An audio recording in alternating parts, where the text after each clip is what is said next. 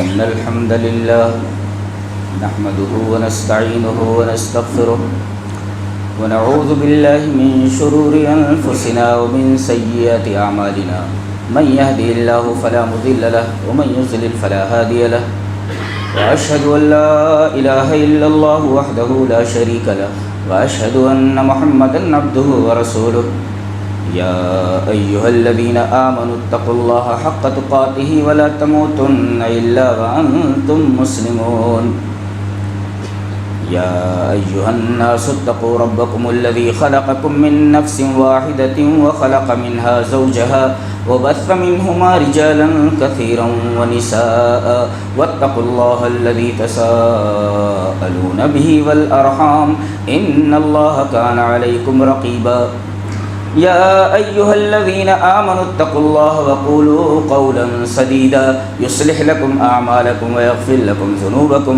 ومن يطع الله ورسوله فقد فاز فوزا عظيما أما بعد فإن خير الحديث كتاب الله وخير الهدي هدي محمد صلى الله عليه وسلم وشر الأمور محدثاتها وكل محدثة بدعة وكل بدعة ضلالة الضلالة في النار أعوذ بالله من الشيطان الرجيم بسم الله الرحمن الرحيم وأزلفت الجنة للمتقين وبرزت الجحيم للغاوين وقيل لهم أين ما كنتم تعبدون من دون الله هل ينصرونكم أو ينتصرون قالوا فكبكبوا فيها هم والغاؤون وجنود إبليس أجمعون قالوا وهم فيها يختصمون تالله إن كنا لفي ضلال مبين إذ نصفيكم برب العالمين وما أضلنا إلا المجرمون فما لنا من شافعين ولا صديق حميم فلو أن لنا كرة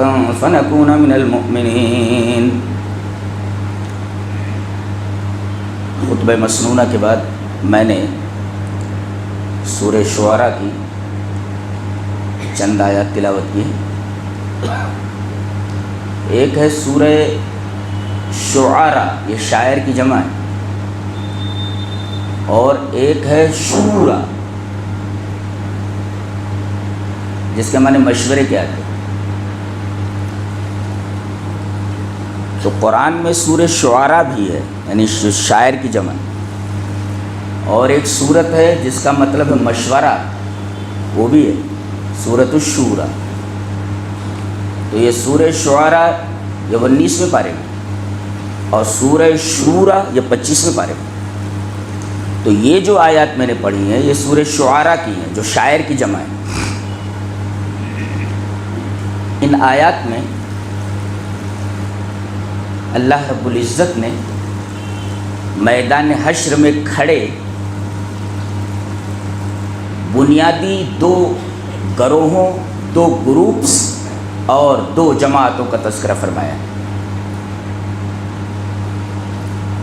ذیلی بہت سے گروپ ہو سکتے، متقیوں کے درجہ بدرجہ کئی گروپس ہیں، اسی طرح جہنمیوں کے بھی درجہ بدرجہ کئی گروپس ہیں، لیکن بنیادی طور پر حشر میں موجود تمام لوگوں کے دو ہی گروپ ہیں، دو جماعتیں ہیں.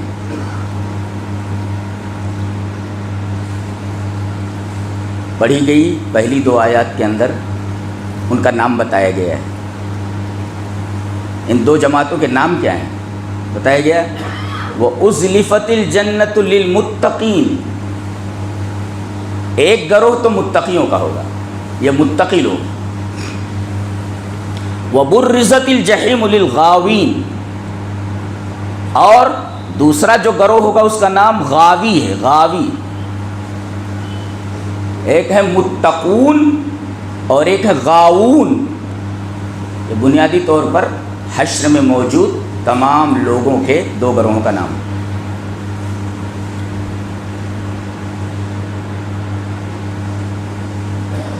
تو ایک بات تو یہ معلوم ہے کہ کتنے گروہ ہوں گے میدان حشر میں. بنیادی طور پر دو گروہ. پہلی آیت میں فرمایا گیا کہ جو متقین ہوں گے جنت بالکل ان کے قریب لے آئی جائے گی. وَأُزْلِفَتِ الْجَنَّةُ لِلْمُتَّقِينَ، میدان حشر میں متقین بھی کھڑے ہوئے ہیں اور غاون بھی کھڑے ہوئے ہیں. جنت کو متقیوں کے قریب لے آیا جائے گا. چلو جنت کو متقیوں کے قریب کر دو.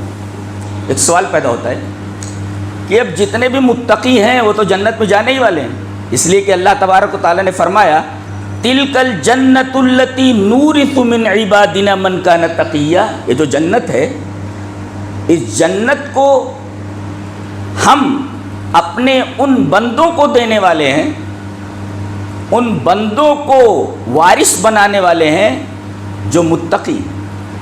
تو صاف فرما دیا گیا کہ جنت کے وارثین متقی لوگ ہیں، تو وہ تو جنت میں جانے ہی والے. سوال یہ پیدا ہوتا ہے کہ جب متقی جنت کے اندر جانے ہی والے ہیں تو جنت کو حشر میں ان کے قریب کر دیے جانے کی کیا وجہ ہے، کیا سبب ہے؟ کبھی غور کیے؟ میں اس سوال کا جواب تلاش کرتے کرتے تھک گیا. اللہ رحم فرمائے شیخ ابن عثیمین رحمہ اللہ پر، انہوں نے اس سوال کا جواب اپنی تفسیر ابن عثیمین میں دیا ہے. جواب یہ ہے کہ میدان حشر کی ہولناکی، نفسی نفسی کا عالم ہوگا. ہر آدمی اپنے عملوں کے اعتبار سے پسینے میں ڈوبا ہوا ہوگا. گرمی کا ایک خوفناک عالم ہوگا. یہ تو بدنی تکلیف ہے. روحانی اور نفسانی تکلیف یہ ہے کہ پتہ نہیں ہمارے بارے میں کیا فیصلہ ہونے والا ہے. اعمال نامے بانٹے جانے کا اعلان کر دیا گیا ہے. اب دل اچھل کر حلقوم میں آ گیا ہے کہ یہ نامہ اعمال دائنے ہاتھ میں دیے جانے والے ہیں کہ بائیں ہاتھ میں دیے جانے والے ہیں. تو وہاں ایک خوف نہیں ہے، ایک ڈر نہیں ہے، مختلف قسم کے خوف ہیں، مختلف قسم کے ڈر ہیں. گویا پورا میدان حشر ہولناکیوں کا میدان ہے اور سارے لوگ ڈرے ہوئے ہوں گے.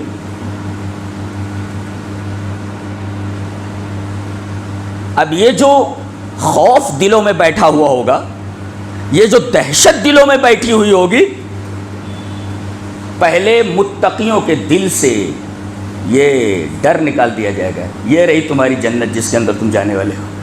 اللہ، یعنی ڈر ہے تو اب جانے سے پہلے تمہارے دلوں کو ہم اطمینان دے دیتے ہیں نا.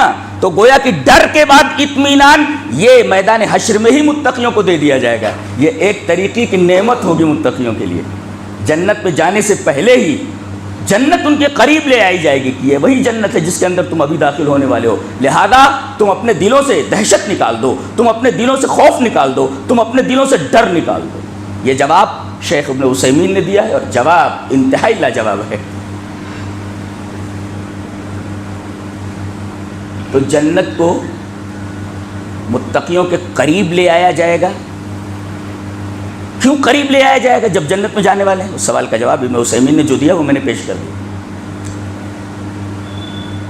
اور یہ جو غاوون کھڑے ہوئے ہیں، بھٹکے ہوئے لوگ، وہ برزت الجحیم للغاوین، جہنم کو جہنمیوں کے قریب، گمراہ لوگوں کے قریب نہیں لایا جائے گا، اسے دور رکھا جائے گا، صرف ظاہر کر دیا جائے گا. وہ برزت الجحیم للغاوین، گمراہ لوگوں کے لیے اور جو لوگ جہنم میں جانے والے ہیں، جہنم کو کھینچ کر ان کے قریب نہیں لایا جائے گا بلکہ دور ہی سے دکھا دیا جائے گا کہ یہ رہی جہنم. اللہ اکبر. سوال یہ ہے کہ متقیوں کے قریب جنت کو لے آیا جائے گا، جہنمیوں کے قریب جہنم کو تو بدرجہ اولا لے جانا چاہیے تھا کہ اے بدماشو تمہاری یہ جگہ ہے، یہ رہی تمہارے قریب جہنم. اس سوال کا جواب بھی میں نے بہت تلاش کیا، ملا اس کا جواب بھی کہ متقیوں کے لیے جنت کو قریب کر دیا گیا، جہنمیوں کے قریب جہنم کو کیوں نہیں لایا گیا، دور سے جہنم کو دکھا دیا گیا؟ اس لیے کہ اضلاف ہے، یعنی قریب لانا جنت کا متقیوں کے لیے، لیکن جہنم کو قریب لانے کی بات نہیں کہی گئی، بلکہ تبریز کا لفظ آیا، ظاہر کر دی جائے گی یہ رہی جہنم، دور رہے گی وہ. کیوں ایسا کیوں؟ اس کا جواب بھی دیا ہے مفسرین نے. اور خاص طور سے شیخ ابن عثیمین کا یہ جواب ہے کیا کہ اللہ کی رحمت اس کے غضب پر حاوی ہے. نہیں سمجھے؟ پہلے وہ حدیث پڑھ لیتے ہیں. حدیث اس طرح وعن ابی ہریرہ رضی اللہ تعالی عنہ ان النبی صلی اللہ علیہ وسلم قال لما خلق اللہ الخلق كتب في كتابه فهو عنده فوق العرش ان رحمتی تغلب غضبی رواہ مسلم فی کتاب التوبہ. حضرت امام مسلم رحمہ اللہ اس حدیث کو ایسے ہی مسلم شریف کتاب التوبہ میں لائے ہیں. راوی حضرت ابو ہریرہ ہیں. حضرت ابو ہریرہ رضی اللہ تعالیٰ عنہ فرماتے ہیں کہ نبی اکرم صلی اللہ علیہ وسلم نے ارشاد فرمایا کہ جب اللہ تبارک و تعالیٰ نے تمام مخلوقات کو پیدا کر لیا، تمام مخلوقات کو پیدا کر دیا، تو ایک کتاب بنائی اور اس کتاب کے اندر ایک بات لکھی. تمام مخلوقات کو پیدا کر لیا، پھر ایک کتاب بنائی، کتاب کے اندر ایک بات لکھ لی، اور اس کتاب کو جس کے اندر وہ بات لکھی ہوئی ہے کہیں دور نہیں رکھا. فَهُوَ عِنْدَهُ فَوْقَ الْعَرْشِ، بالکل اسی کے پاس عرش کے اوپر ہے. اللہ عرش پر مستوی ہے اور عرش پر ہی اللہ کے بالکل پاس ہی وہ کتاب رکھی ہوئی ہے. ایک ہے عرش پر رکھا جانا، ایک ہے اس کتاب کا عرش پر رب کے قریب رکھے جانا. بہت فرق ہے دونوں میں، نہیں بہت فرق ہے. ایک ہے جنت میں چلے جانا اور ایک ہے جنت میں بالکل اللہ کے قریب رہنا، اللہ کے پڑوس میں رہنا. یہ دعا کس نے کی ہے معلوم ہے آپ کو؟ کہ اے اللہ مجھے جنت دینا تو جنت میں اپنا پڑوس دینا، تو میرا پڑوسی رہنا. اللہ، یہ حضرت آسیہ کی دعا ہے. حضرت آسیہ کی دعا ہے، آسیہ بنت مزاحم فرعون کی بیوی کا. ہماری مائیں اور بہن غور کریں کہ کتنی بلند پایہ یہ عورت ہیں کہ انہوں نے رب سے جنت مانگی، اور صرف جنت نہیں مانگی بلکہ یہ کہا میرے رب جنت میں ایسی جگہ دے جو بالکل تیرے پڑوس میں ہو. کیسی دعائیں. ہم لوگوں کو جنت مانگنے کا، دعائیں مانگنے کا سلیقہ ہی نہیں ہے کہ مانگنا کیسے چاہیے. چلو ہم دعا کرتے ہیں اللہ تبارک تعالیٰ سے کہ اللہ ہم مانگ نہیں سکتے، بغیر مانگے ہوئے ہمیں سب کچھ دے دے، بغیر مانگے ہوئے دے دے. ہم کو مانگنے کا طریقہ نہیں آتا ہے. اللہ، تو اس کتاب کے اندر اللہ تبارک و تعالیٰ نے مخلوقات کو پیدا کیا، ایک کتاب بنائی، کتاب کے اندر ایک بات لکھی، اور اس کتاب کو فَهُوَ عِنْدَهُ فَوْقَ الْعَرْشِ، عرش کے اوپر بالکل اپنے پاس رکھا.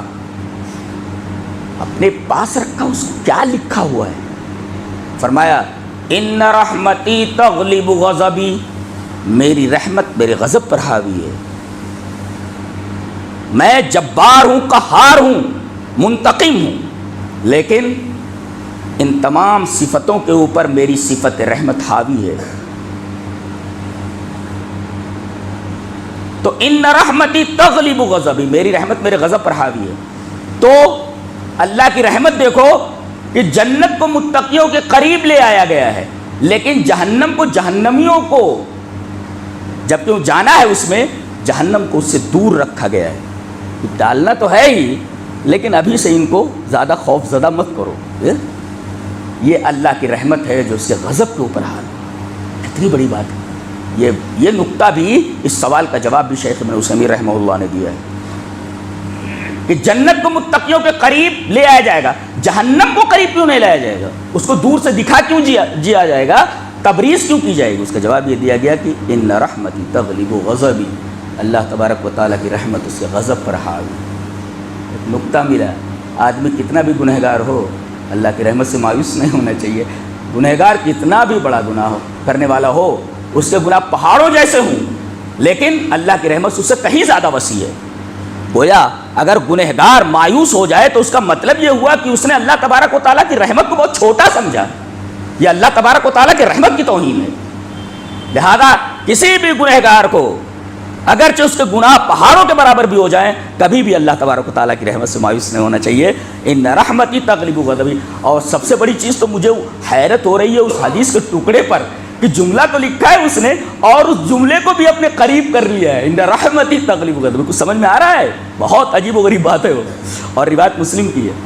اور ایک نقطہ اور بتاتا ہوں. اس روایت کو کہ میری رحمت میرے غضب کے اوپر حاوی ہے، اس کو امام مسلم کتاب التوبہ میں لا رہے ہیں. اس کا مطلب یہ ہوا کتنے بھی گناہ تم سے سرزد ہو جائیں، توبہ کر لو، اس کی رحمت کھڑی ہے تمہیں معاف کرنے کے لیے۔ اس وجہ سے اس حدیث پاک کو امام مسلم رحمۃ اللہ علیہ کتاب التوبہ میں لایا ہے، ان رحمتی تغلب غضبی۔ تو گویا جنت کو متقیوں کے قریب لے آیا گیا ہے، جہنم کو صرف ظاہر کر دیا گیا ہے۔ اچھا، ان دونوں آیتوں کی تفسیر دو جگہوں پر کی گئی ہے۔ سورہ قاف میں فرمایا گیا وَأُزْلِفَتِ الْجَنَّةُ لِلْمُتَّقِينَ غَيْرَ بَعِيدٍ، جنت کو متقیوں کے قریب لے آیا جائے گا جو دور نہیں ہوگی۔ اب کہا جائے کوئی چیز دور نہیں ہے تو اس کا اپوزٹ کیا ہوگا؟ ارے بھائی دور نہیں ہے تو اس کا کیا مطلب ہوا؟ پاس ہی ہے نا۔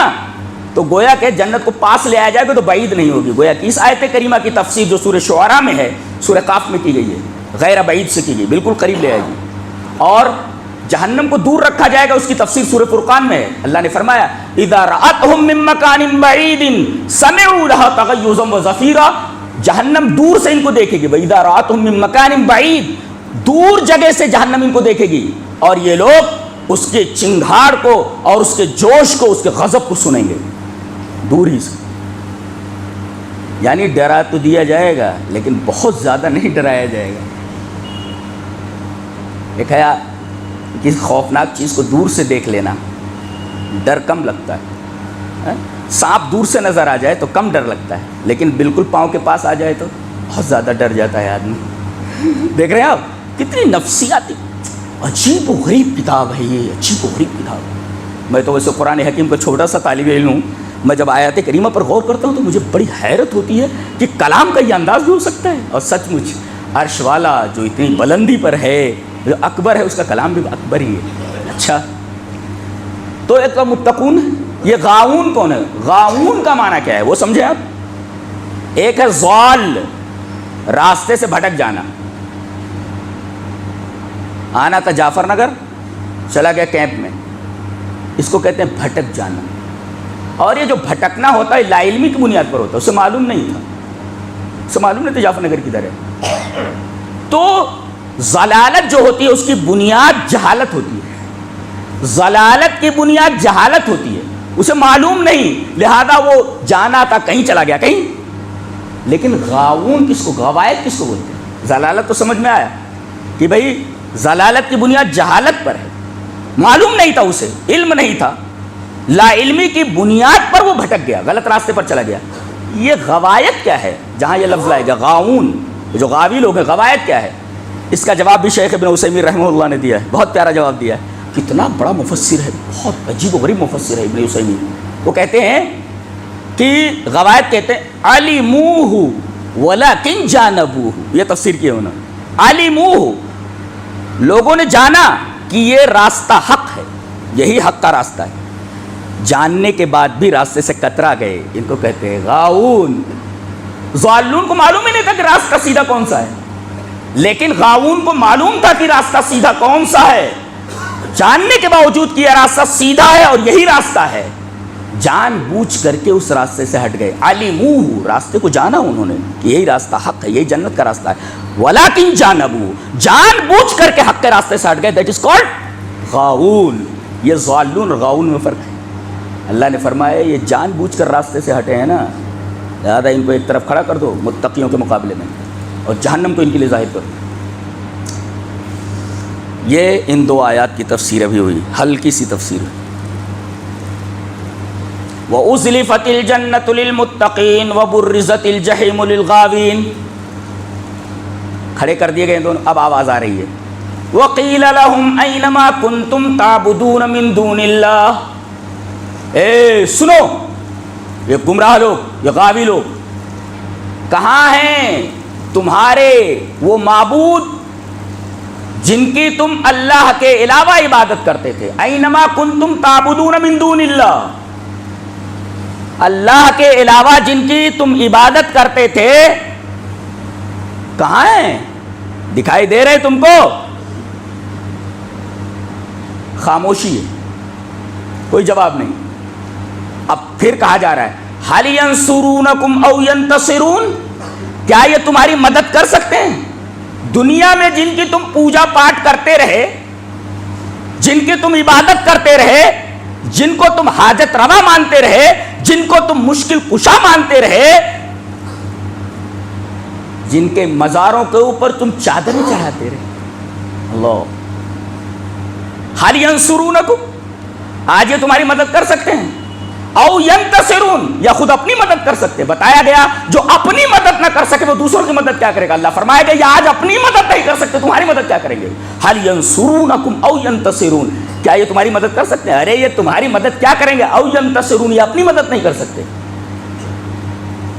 ہمارے پڑوسی ملک میں بتایا گیا کہ ایک قبر ہے، قبر کے اوپر پنکھا لگا ہوا ہے. یہ کون سے بابا ہیں؟ پنکھے شاہ بابا. کون سے بابا ہیں؟ پنکھے شاہ بابا. پوچھا گیا کہ قبر کے اوپر یہ پنکھا کیوں لگا ہوا ہے جس کی وجہ سے یہ حضرت پنکھے شاہ بابا کے نام سے مشہور ہے. بتایا گیا تاکہ اس قبر کے اوپر پرندے بیٹ نہ کریں، گندگی نہ کریں، اور اس پنکھے کی ہوا کی وجہ سے مکھیاں بیٹھ کر کے گندگی نہ کریں. ارے جو مکھیوں کو نہ ہٹا سکتا ہو، جو خود پنکھے کا محتاج ہو، مکھیوں کو ہٹانے کے لیے وہ تمہاری مدد کیا کر سکتا ہے. حال ینصرونکم او ینتصرون، کیا یہ تمہاری مدد کر سکتے ہیں؟ ارے یہ تمہاری مدد کیا کریں گے. او ینتصرون، یہ اپنی مدد نہیں کر سکتے. اب حکم ہوگا چلو پکڑو ان کو جتنے بھی ہیں بدماش. فکبکبوا فیہا ہم والغاؤون، ایک ایک لفظ جیسے موتی ہو پلس رکھ دیے گئے ہوں اپنی جگہ. فکوب کب کب کب کب، آواز دیکھ رہے، کب کب. قرآن حکیم جو لفظ استعمال کرتا ہے اور جس جگہ استعمال کرتا ہے، اگر وہ خطرناک جگہ ہے تو لفظ بھی ویسا استعمال کرتا ہے. کب کب کا مطلب سمجھ میں آتا ہے. یہ اصل میں باب فعللتن سے، جیسے زق زقت العصافیر، چڑیوں کی چوں چوں. تو گویا کہ چوں چوں کب ہوتی ہے؟ یعنی مسلسل وہ آواز آ رہی، چوں چوں چوں چوں چوں چوں. اور مفسرین نے لکھا نق نقت الزفادع، میڈھکوں کی ٹر ٹراہٹ، ٹر ٹر ٹر ٹر، یعنی یہ کے بعد دیگر کوئی چیز ہو رہی ہے. تو گویا کہ کب کب کا مطلب یہ ہوا کہ ایک کو سر کے بل کسی چیز کو پھینکنا، سر کے بل ان کو پھینک دیا جائے گا، اور اس کے بعد پھر اس کے اوپر دوسرے کو، پھر اس کے اوپر تیسرے کو، پھر اس کے اوپر چوتھے کو، پھر اس کے بعد پانچ. اللہ اکبر. کب کب بھد بھد کی طرح ہے. وہ لفظ بھی ویسے سچویشن کے اعتبار سے لایا گیا ہے، جیسی سچویشن ویسا لفظ لایا گیا. حالانکہ لفظ دوسرا بھی لایا جا سکتا تھا کہ ان کو بعض کو بعض کے اوپر پھینک دیا گیا. طرح بعض ہی مانا بعض کو بعض کے اوپر پھینک دیا گیا، لیکن طرح لفظ نہیں لایا گیا بلکہ ریدم والا وہ لفظ لایا گیا. یہ لفظ خود بتا رہا ہے کہ اسی انسان کا کلام نہیں ہو سکتا، رب تعالی ہی ایسی بات کر سکتے ہیں. فکب کب کب، ایک کے بعد بھد، دوسرا اس کے اوپر گرا بھد، تیسرا اس کے اوپر بھد، چوتھا گرا بھد. یعنی گویا کہ یکے بعد دیگرے ایک کو ایک کے اوپر پھینکا جا رہا ہے، وہ بھی سر کے بل ایک گرا، اس کے اوپر بھد، اس کے اوپر تیسرا گیا بھد. تو گویا کب کب کا جو لفظ ہے وہ یکے بعد دیگرے گرنا اور اس کے بعد ایک آواز کا نکلنا، آواز کب کب بھد بھد. اور کب کب کے مفہوم میں داخل ایک بعد دیگری کوئی چیز ہونا. اللہ کیا کتاب ہے، سبحان اللہ وبحمدہ سبحان اللہ العظیم. کی بات ہمیں فخر ہے کہ ہم ایسی کتاب کو مانتے ہیں. یہ ہمارے رب کی کتاب ہے. دنیا کی کوئی کتاب اس طریقے کی گفتگو نہیں کر سکتی، ایسا کلام نہیں کر سکتی. یہ عربی کا ایک طالب علم بولتا ہے، اور مسلمان ہونے کے ناطے نہیں، ایک عربی جاننے والے ایک طالب علم کی طرف سے یہ بات کہی جا رہی کہ یہ کسی انسان کا کلام نہیں ہو سکتا. جیسی سچویشن ہے اس کا لفظ لایا گیا. بھد تو کب کب، یعنی کب کب یعنی بھد تو ہوا، پھر اس کے بعد ایک بھد، یعنی ایک کے بعد ایک کو گرایا جا رہا. آدمی یہ لفظ دیکھ کر کے ڈر جائے. اس اعتبار سے قرآن ہم پڑھتے کہا کہ ڈر لگے. کوئی ایسے ہی پڑھتا چلا جا رہا ہے، کوئی ترجمہ دیکھ رہا ہے تو ترجمے میں یہ چیز تھوڑی رہتی ہے. ترجمہ اسے ایک لازمی مفہوم اس کا بیان کر دیا جاتا ہے، حقیقی مفہوم نہیں ہوتا. بس ایک تذکیر کی حد تک کچھ سمجھ میں آ جاتا ہے. بقیہ قرآن اس اعتبار سے اگر غور کرے آدمی ڈر جائے گا. الفاظ فَكُبْكِبُوا فِيهَا، ان کو یکے بعد دیگرے ایک دوسرے کے اوپر بھد بھد ڈال دیا جائے گا. اچھا، ہم ان کو، والغاؤون اور گمراہ لوگوں کو. یہ بھی قابل غور بات ہے. پہلے ہم کو ڈالا جائے گا. ہم، یہ ہم کون ہے؟ وہ لوگ کون جن کی عبادت کی جاتی تھی. اللہ تبارک تعالیٰ نے ان کا نام بھی نہیں لیا ہے. یہ جن کی تم عبادت کرتے اس لائق نہیں ہے کہ ان کا نام لیا جائے. ہم وہ دیکھ رہے ہیں کتنے حقارت کے ساتھ کہا گیا, یہ ان کو ڈال دو پہلے, پھر اس کے بعد غاؤن جو ان کے پیچھے چلے ہیں بھٹکے ہیں ان کی وجہ سے, پھر اس کے بعد ان کو ڈالو. تو پہلے کون گئے؟ معبود گئے. پھر بعد میں کون گئے؟ عابد گئے. پہلے معبودوں کو ڈال دیا گیا, پھر بعد میں عابد جا رہے ہیں, پوجنے والے جن کو پوجا گیا وہ پہلے ڈال دیے گئے. سوال یہ ہے کہ پہلے ان کو کیوں ڈال دیا گیا؟ معبودوں کو جن کی عبادت کرتے تھے.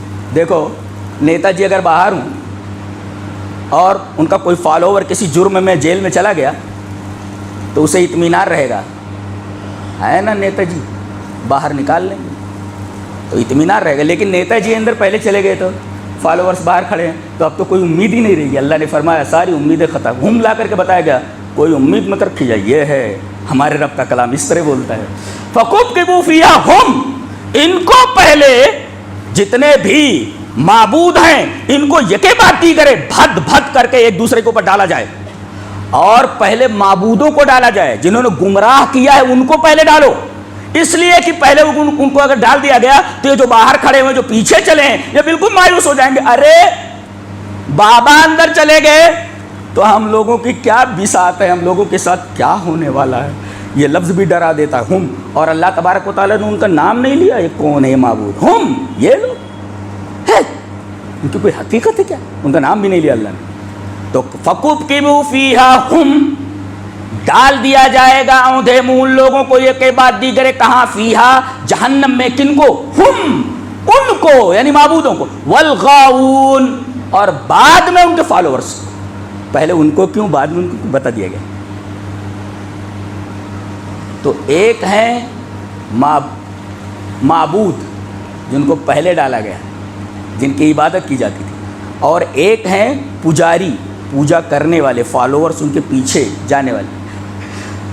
تیسرے بھی ہیں حضرت. کون ہے یہ جو بھٹکے ہیں, جن کی وجہ سے ان کی عبادت کی جا رہی تھی اور یہ عبادت کرتے تھے, جن کی وجہ سے یہ معبود بنے اور جن کی وجہ سے یہ عابد بنے. یہ کون ہے؟ وہ جنود ابلیس, ابلیس کے لشکر ہیں. دیکھ رہے ہیں آپ, ترتیب دیکھ رہے ہیں آپ. سب سے پہلے پھینک دیا گیا بابا لوگوں کو, نیتاؤں کو ڈال دیا گیا اندر, جن کی عبادت کی جاتی تھی معبودوں کو ڈالا گیا, اور اس کے بعد نمبر آیا جو ان کے پیچھے چل رہے تھے ان کو, اور تیسرے نمبر کے کہا گیا کہ تیسروں کو بھی ڈالو. کون؟ جنہوں نے ان کو معبود بنایا اور ان کو عابد بنا دیا. ارے اس در پہ سب کچھ ملتا ہے. کن کو بھٹکایا؟ یہ حضرت کو. کس در پہ؟ ان کی در پہ. بابا کے در پر سب کچھ ملتا ہے. ان کو بتا رہے کون؟ یہ جنود ابلیس اجمعون. اور ایک نکتہ بتایا گیا, جنود ابلیس, کیسے الفاظ لاتا. وہ جنود ابلیس کے لشکر, یعنی صرف ابلیس نہیں ہے بلکہ اس کے لشکر ہیں جو پھیلے ہوئے ہیں. اور لشکر کیا کرتا ہے؟ لڑتا ہے. لڑتا ہے لشکر, پورے ساز و سامان کے ساتھ ہوتا ہے, پورے اسلحوں کے ساتھ ہوتا ہے. لشکر کہا گیا. اب کتنے لشکر شیطان کے ہیں وہ بتائے گا. بے شمار ہیں. جنود لائے گئے, جند کی جمع ہے, اور ساز و سامان کے ساتھ ہیں. اب ہم لوگوں کو کتنا محتاط رہنا اس بدماش سے. ایک تو لشکر ایک نہیں ہے, لشکر بہت سارے. اور لشکر اس کو کہتے ہیں جس کے پاس ساز و سامان ہو, بھٹکانے کے ہر طریقے کے ہتھیار, ساز و سامان. جنود فرمایا گیا کہ یہ جنود جو جمع لایا گیا ہے, ایک تو لشکر بہت سارے ہیں, اور یہ لشکر کیسے ہیں؟ یہ انسانوں میں کے بھی ہیں اور جنوں میں کے بھی ہیں. جنوں میں کے بھی لشکر ہیں جو بہکاتے ہیں لوگوں کو, اور انسانوں میں بھی لشکر ہیں شیطان کے, ان کو بھی.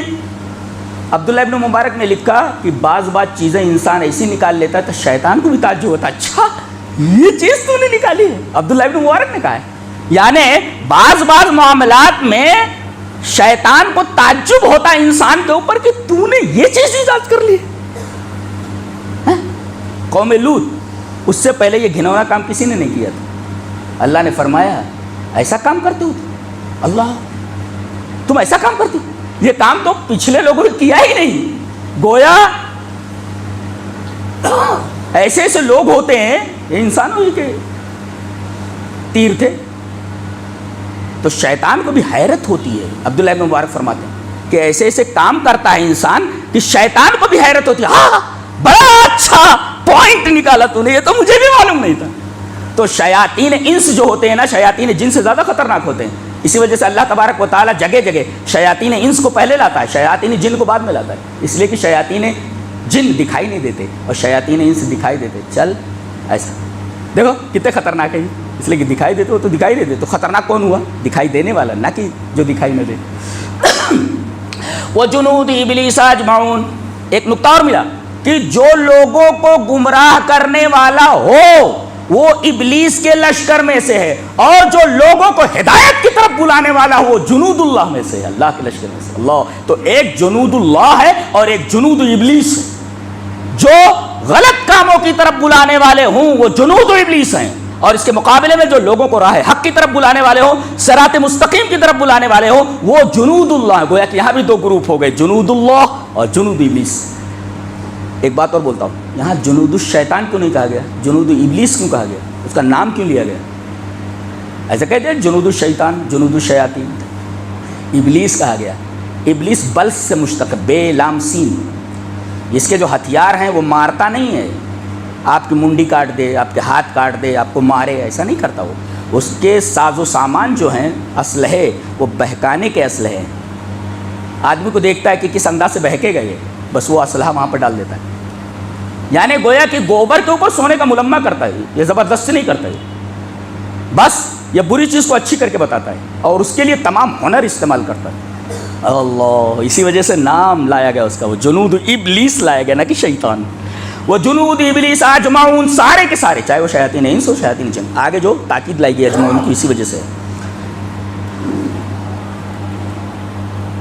اب ڈال دیے گئے سب. فَكُبْكِبُوا فِيهَا هُمْ وَالْغَاوُونَ وَجُنُودُ إِبْلِيسَ أَجْمَعُونَ قَالُوا وَهُمْ فِيهَا يَخْتَصِمُونَ. اب جھگڑ رہے آپس میں. کون؟ یہ گمراہ ہونے والے، گمراہ کرنے والے، اور گمراہ ہونے کی وجہ سے جن کی پوجا پاٹ کی جا رہی تھی. یہ تینوں گروہ آپس میں جھگڑیں گے. اختصام. اختصام کا مطلب کیا ہوتا ہے؟ اپنی ذمہ داری دوسرے کے اوپر ڈال دینا.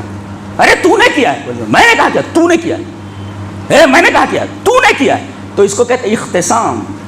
اپنی ذمہ داری دوسرے کے سر پہ ڈال دینا. میں نے کہا کیا ہے، مجھے کیوں ملامت کر رہے ہو؟ میں نے تم کو زبردستی تھوڑی اس راستے پر لا کر کھڑا کیا تھا، میں نے تو صرف تم کو بہکایا تھا. تم آیا کیوں؟ تم کنویں میں کودے کیوں؟ تمہارے پاس عقل نہیں تھی. اب یہ جھگڑ رہے سب. قالوا وهم فيها يختصمون. اختصام کا مطلب اپنی ذمہ داری دوسرے کے اوپر ڈال دینا، کہ ہمیں ملامت مت کرو، اپنے آپ کو ملامت کرو. لوموا انفسکم.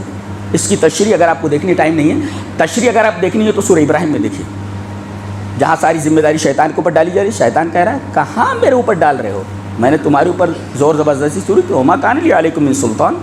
میں نے تمہارے اوپر سلطان میں نے زور زبردستی تھوڑی کی تھی. میں نے تم کو بلایا تو تم آ گئے. عقل نہیں تھی، اللہ نے عقل دی تھی. تو اب دیکھو، عقل کو خراب کرنے والا یہی، لیکن یہ کہہ رہا ہے اللہ نے تم کو عقل نہیں دی تھی. نکتہ یہ ملا کہ اللہ نے جو عقل دی ہے اس کو صحیح سے استعمال کرو. اس کے بارے میں پوچھا جائے گا. کیا؟ ان السمع والبصر والفؤاد. آنکھ، کان، عقل، سب کے بارے میں پوچھا جائے گا. عقل دی تھی سوچنے کے لیے، یہ نہیں بیل کی طرح، بھیڑ کی طرح کسی کے پیچھے چلے جاؤ. ایک بھیڑ جا رہی ہے، وہ ٹرین آ رہی ہے ادھر سے اور پٹری کے پیچھے پہنچ گئی. اب پیچھے والوں کو دیکھنا چاہیے نا، یہ کٹ جائے گی ہم لوگ بھی کٹ جائیں گے. چل رہے بھیڑ چال، چل جس کو بھیڑ چال بولتے ہیں. تو وہ جنود ابلیس اجمعون قالوا وهم فيها يختصمون. اب جھگڑ رہے، جھگڑنے کے بعد اعتراف کر لیتے. تاللہ ان كنا لفی ضلال مبین. اللہ کی قسم ہم کھلی گمراہی میں تھے. اعتراف کر لیا. اس کا مطلب یہ ہے کہ آدمی اپنی گمراہی کا اس وقت تک یقین نہیں کرتا اور اعتراف نہیں کرتا جب تک کہ کسی مصیبت سے دوچار نہ ہو جائے. اور سب سے بڑی مصیبت جہنم ہے، یہ اللہ کا غضب ہے، اور جنت یہ اللہ کی رحمت ہے. جنت اللہ کی رحمت اور جہنم اللہ کا غضب، اللہ کا غصہ. ایک ہے گمراہی اور ایک کھلی ہوئی گمراہی. یہ کھلی ہوئی گمراہی کیا ہے؟ یہ ضلال مبین کہا گیا، صرف ضلال نہیں کہا گیا. تاللہ ان کنا لفی ضلال مبین. اللہ کی قسم ہم کھلی گمراہی میں تھے. یہ تو ایک گمراہی ہوتا ہے، گمراہ ہو جانا. ایک کھلی گمراہی، یہ کھلی گمراہی کیا ہوتا ہے؟ صاف صاف جو نظر آ جائے. کیا آگے بتایا گیا کھلی گمراہی کس کو کہتے ہیں؟ اذ نصدیکم برب العالمین. ہم جن کی عبادت کرتے ان کو ہم نے رب العالمین کے برابر کر دیا تھا. دیکھو برابر کرنا, اگر پانی لینا ہے تو ڈول اور رسی کا وسیلہ ضروری ہے, چھت پر چڑھنا ہے تو سیڑھی کا وسیلہ ضروری ہے. ارے بھئی یہ کس کی مثال دے رہے ہو؟ یہ مخلوق کی مثال ہے. تو خالق کو مخلوق کے برابر کیسے کر دے رہے ہو؟ فلا تضربوا للہ الامثال. اللہ عرش پر مستوی ہے تو عرش بڑا یا چھوٹا ہے؟ اگر عرش بڑا ہے اللہ چھوٹا ہے نعوذ باللہ, تو پھر اللہ اکبر نہیں رہا. اور اگر عرش چھوٹا ہے تو اللہ عرش پر نہیں ہوا. ابھی دیکھو یہ سب قیاسات ہیں. یہ خالق کو مخلوق کے برابر, ارے ایک نوکر ایک مالک کے برابر نہیں ہو سکتا ہے, غلام ایک آقا کے برابر نہیں ہو سکتا, تو خالق مخلوق کے برابر کیسے ہو سکتا ہے؟ اور ہم لوگ یہی کرتے تھے, اذ نسویکم برب العالمین, ہم رب العالمین کے برابر کر دے رہے تھے ان کو. جیسے اللہ سنتا ہے بابا بھی سنتے ہیں, اللہ جیسے مشکل کشا ہے یہ قبر والا بھی سنتا ہے, تو اللہ کے برابر کر دینا ہوا. یہ برابری طاعت کے اندر تابعداری میں, یہ جو ہے برابری یہ اطاعت میں, یہ برابری عبادت میں, یہ برابری محبت میں. جیسے اللہ سے محبت ایسے ان سے محبت, جیسے اللہ کی اطاعت ایسے ان کی اطاعت, جیسے اللہ کے بارے میں عقیدہ ویسے ان کا عقیدہ. یہی تو شرک ہے. اذ نسویکم برب العالمین. سب سے بڑی گمراہی ہے کہ گمراہی, اور سب سے بڑی گمراہی ہے کوئی اگر کہے کہ خالق اور اس طریقے کی مثالیں دے تو کہہ دینا کہ تم رب العالمین کے برابر کر رہے ہو. یہ تو گمراہی نہیں, کھلی ہوئی گمراہی ہے. ضلال مبین. اذ نسویکم برب العالمین. اب تین اعترافات ہوئے. ایک اعتراف تو ہم کھلی ہوئی گمراہی میں تھے, یہ اعتراف کہ ہم نے رب العالمین کے برابر کر دیا دوسروں کو. اب تیسرا اعتراف, وما اضلنا الا المجرمون, ہمیں گمراہ کر دیا مجرموں نے. یہ گمراہ کرنے والی ہے تیسرا گروپ ہے جو میں نے بتایا نہیں. ایک ہے عبادت کی جا رہی ہے جن کی, ایک ہے عبادت کرنے والے, ایک ہے ان کو عبادت پر لگانے والے. وہ مجرم کا, مجرم کس کو بولتے ہیں؟ ایک آدمی ہے وہ کسی کو قتل کرتا ہے, مجرم ہے وہ, لیکن اس آدمی کو ایک آدمی نے پکڑ لیا ہے, پکڑے ہوئے ہے, اور دوسرا آدمی اس کو قتل کر رہا ہے. دونوں مجرم ہیں. بلکہ یہ کہو کہ جس نے پکڑا ہے یہ بہت بڑا مجرم ہے, اس سے بڑا مجرم ہے. اگر یہ پکڑتا نہیں تو بھاگ جاتا. ہاں تو یہ دونوں مجرم ہیں, اور یہ دونوں جرم ہیں, پکڑنا بھی اور مارنا بھی. اسی وجہ سے دنیاوی قانون بھی کہتا ہے کہ جس نے پکڑا اس کو بھی اندر ڈالو, اور جس نے قتل کیا اس کو بھی اندر ڈالو. تو وما اضلنا الا, ایک ایک لفظ بڑا عجیب و غریب ہے. وما اضلنا الا المجرمون, گمراہ کرنے والے کون؟ صرف اور صرف مجرم. یہ مجرم, انہوں نے ہم کو پکڑا, سمجھایا, اس وجہ سے ہم گمراہ.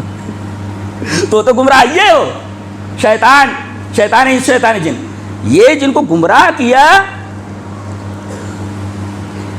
یہ تو اور بڑا مجرم ہے. گمراہ کیسے ہوا؟ اللہ نے عقل نہیں دی تھی. وما اضلنا الا المجرمون. اب دیکھیں گے کوئی سفارشی ہے دنیا میں؟ تو بہت سارے سفارشی ہیں. چلو بلا لو بھائی, الٹی پلٹی سفارش کر دو, چاہے حق ہو چاہے باطل ہو. کبھی بھی ناحق کی سفارش نہیں کرنا, اور حق کی تائید ہمیشہ کرتے رہنا. جی ہم لوگ نمازوں میں اگلی صف میں رہیں گے, روزہ کبھی نہیں چھوڑیں گے, توفیق دے گا اللہ تو حج بھی کر کے آئیں گے. لیکن کتنی بڑی بڑی عبادتیں آپ چھوڑ دیتے ہیں کہ کوئی مسلمان کسی مصیبت میں ہے, آپ اس کی مصیبت دور کر دیں. اللہ کے رسول نے فرمایا کوئی دنیا میں کسی کی مصیبت دور کر دے تو اللہ حشر میں اس کی مصیبت دور کر دے. اتنی بڑی نیکیاں ہم لوگ کہاں لے رہے ہیں؟ وہ ایک روٹین ہے, چل رہے ہیں بیچارے ہم لوگ بیل کی طرح. بہت ساری چیزیں اور بھی. اب دیکھے گا وہ شافع اور دوست کو دیکھے گا. یہاں شافعین جمع لایا گیا اور صدیق واحد لایا گیا. دوست کے بارے میں ایک صدیق واحد ہے, اصدقاء نہیں لایا گیا. شافعین شافع کی جمع یہاں بتایا گیا. کثرت الشفعاء, یعنی سفارش کرنے والے بہت مل جاتے ہیں. اے آپ بھی آ جاؤ, آپ بھی آ جاؤ, آپ بھی آ جائے, ذرا تھوڑا بول دیجئے میری طرف سے, تو سفارش کرنے والے بہت سے مل جائیں گے.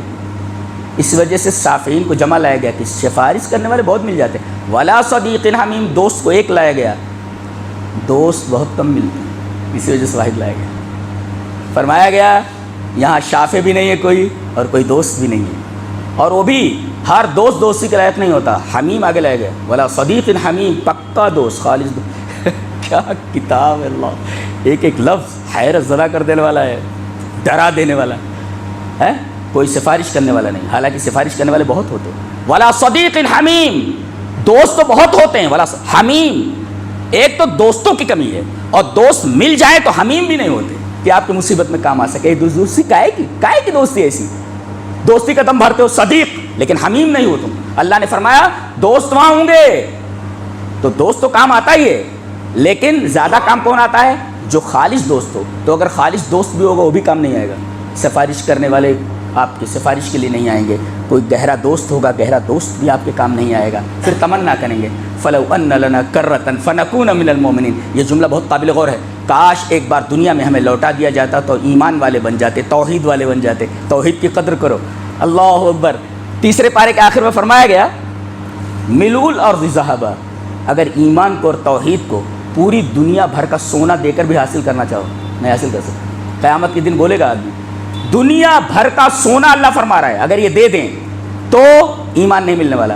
تو گویا کہ ایمان کی اور توحید کی قدر و قیمت قرآن نے کیا سمجھائی ہے؟ زمین بھر کا سونا اور اسی کے مثل اور دے دیا جائے تب بھی ایمان کی دولت تمہیں نہیں مل سکتی. یہ ہے ایمان کی قدر و قیمت جو ہم اور آپ کو مل گئی ہے, فری میں مل گئی ہے. اس کی قدر کیجیے. اور خاص طور سے توحید. سبھی اپنے آپ کو ایمان والا کہتے ہیں لیکن ان کے پاس ایمان نہیں ہے. اگر توحید نہیں ہے تو ایمان نہیں ان کے پاس. اس لیے کہ ایمانیات کی بنیاد, ایمانیت کی اساس توحید ہے. اور وہ اس توحید خالص, جیسے صدیق حمیم, توحید کا دعویٰ سبھی کرتے ہیں لیکن توحید خالص بہت کم لوگوں کے پاس ہے. اللہ ہمیں نیک عمل اور اچھی سمجھ کی توفیق عطا فرمائے. وآخر دعوانا الحمدللہ.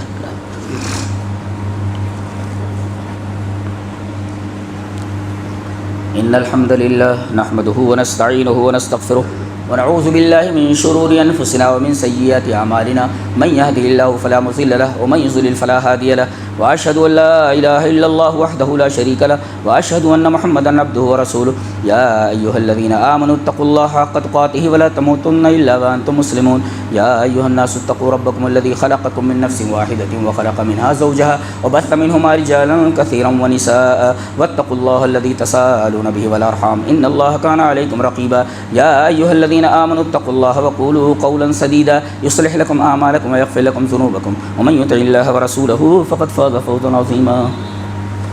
الله أكبر الله أكبر أشهد أن لا إله إلا الله أشهد أن محمدا رسول الله حي على الصلاة حي على الفلاح قد قامت الصلاة قد قامت الصلاة الله أكبر الله أكبر لا إله إلا الله.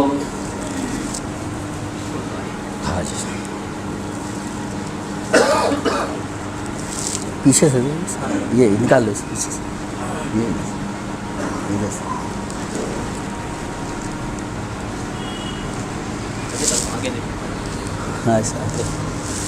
ہاں ٹھیک ہے. صفیں سیدھی کر لیں. سو صفوف قدم سے قدم, کندھے کے سنگ کندھا ملا لیں. اللہ اکبر.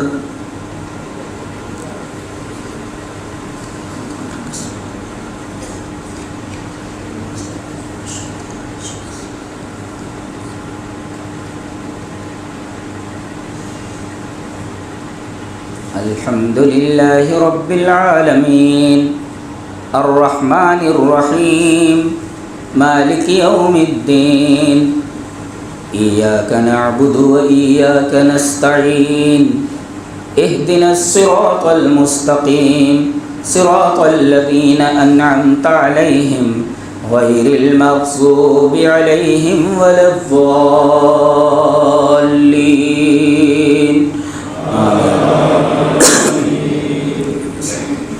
سبح اسم ربك الأعلى الذي خلق فسوى والذي قدر فهدى والذي أخرج المرعى فجعله غثاء أحوى سنقرئك فلا تنسى إلا ما شاء الله إنه يعلم الجهر وما يخفى ونيسرك لليسرى فذكر إن نفعت الذكرى سيذكر من يخشى ويتجنبها الأشقى الذي يصلى النار الكبرى ثم لا يموت فيها ولا يحيا قد أفلح من تزكى وذكر اسم ربه فصلى بل تؤثرون الحياة الدنيا والآخرة خير وأبقى إن هذا لفي الصحف الأولى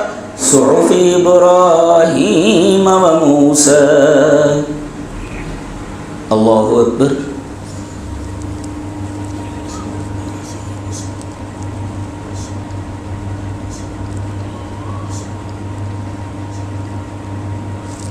سمع الله لمن حمده ربنا ولك الحمد. الله أكبر.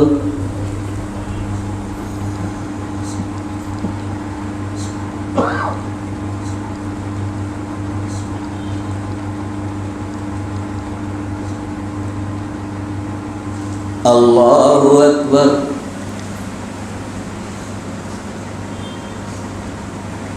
الله أكبر.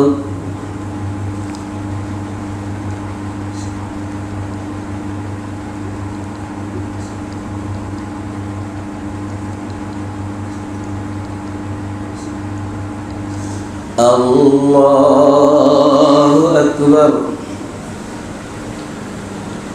الحمد لله رب العالمين الرحمن الرحيم مالك يوم الدين إياك نعبد وإياك نستعين اهدنا الصراط المستقيم صراط الذين أنعمت عليهم غير المغضوب عليهم ولا الضالين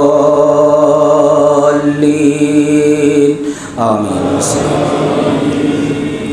هل أتاك حديث الغاشية وجوه يومئذ خاشعة عاملة ناصبة تصلى نارا حامية تسقى من عين آنية ليس لهم طعام إلا من ضريع لا يسمن ولا يغني من جوع وجوه يومئذ ناعمة لسعيها راضية في جنة عالية لا تسمع فيها لاغية فيها عين جارية فيها سرر مرفوعة وأكواب موضوعة ونمارق مصفوفة وزرابي مبثوثة أفلا ينظرون إلى الإبل كيف خلقت وإلى السماء كيف رفعت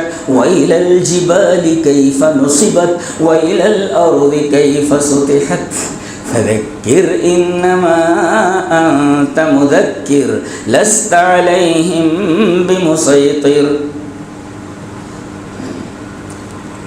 الله أكبر.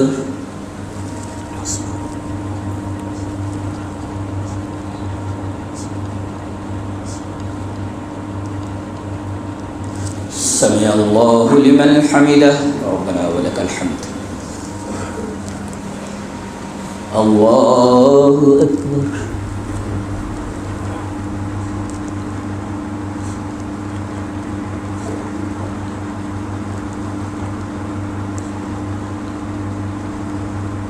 الله أكبر.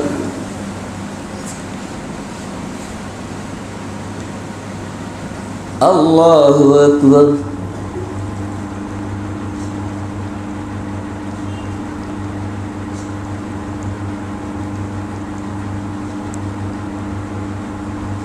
الله أكبر.